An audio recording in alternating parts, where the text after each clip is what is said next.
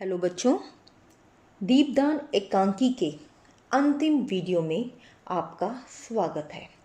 अभी तक आपने जाना कि बनवीर ने चित्तौड़ में तुलजा भवानी के मंदिर के समक्ष मयूर पक्ष कुंड में दीपदान महोत्सव का आयोजन किया था।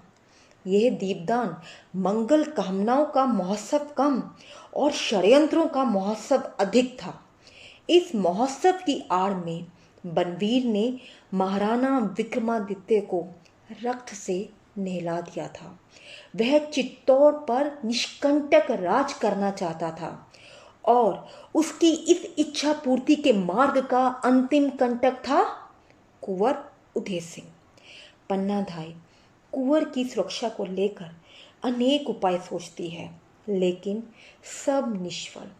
ऐसे में कीरत का प्रवेश होता है और अब आगे इतने सख्त पहरे में कीरत को महल में देखकर पन्ना को हैरानी तो अवश्य होती है, लेकिन कीरत की स्वामी भक्ति पन्ना को उस पर विश्वास करने पर बाध्य कर देती है।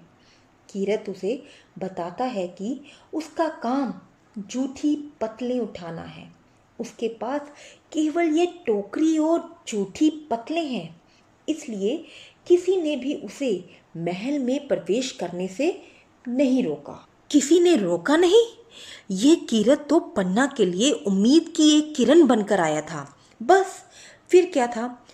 पन्ना ने कीरत की टोकरी में कुंवर को सुलाया और टोकरी को पतलों से ढक दिया। जब कीरत वह टोकरी उठाकर महल से बाहर की ओर निकला तो सिपाहियों ने समझा कि कीरत टोकरी में जूठी पतले ले जा रहा है। किसी को भी उस पर किसी भी प्रकार का संदेह नहीं हुआ। वह और कुंवर दोनों राजमहल की सीमा से बाहर निकल आए। अब कीरत कुंवर को बैरिस नदी के किनारे तक ले गया और यहीं उसे पन्ना से भी मिलना था। चलो, कुंवर उदय सिंह तो अब सुरक्षित हो गए। चलिए अब जानते हैं चित्तौड़ के महल के भीतर का हाल। शामली कुंवर के सुरक्षित होने की बात पर प्रसन्न तो अवश्य होती है, लेकिन साथ ही वह ये भी जानती है कि यदि क्रूर बनवीर को कुंवर ना मिले तो वह महल में प्रलय मचा देगा। अपने मन का यह डर वह पन्ना को भी बताती है। पन्नाधाय कुछ देर चुप रहती है और फिर कहती है कि उसने उपाय सोच लिया है। वह कुंवर की शैया पर किसी और को सुला देगी। किसी और को सुला देगी, लेकिन किसको? बच्चों, पन्ना मन ही मन कुंवर के स्थान पर अपने पुत्र चंदन को सुलाने का निश्चय कर चुकी थी। वह चंदन जो मात्र 13 वर्ष का था। यह निश्चय करना कोई आसान काम नहीं था, लेकिन उसने मातृत्व के स्थान पर अपनी राजभक्ति को, राजपुतानी धर्म को महत्व दिया। उसके लिए उसका नमक रक्त से भी महान था। ये फैसला लेते हुए कई बार उसे अपने पुत्र चंदन का चेहरा, चंदन के सपने, चंदन की इच्छाएं सब याद आई होंगी। उसका मन एक बार अपने लाल को गोदी में बिठाने, उसका माथा चूमने और उसे पलकों में झुलाने को भी किया होगा, लेकिन वह सब कुछ चित्तौड़ के सुखद भविष्य के लिए कुर्बान करने को तैयार थी। और आखिरकार उसने अपने पुत्र चंदन को कुंवर की शैया पर सुला ही दिया। वह अपने जीवन का दीप रक्त की धारा में तैराने को तैयार थी।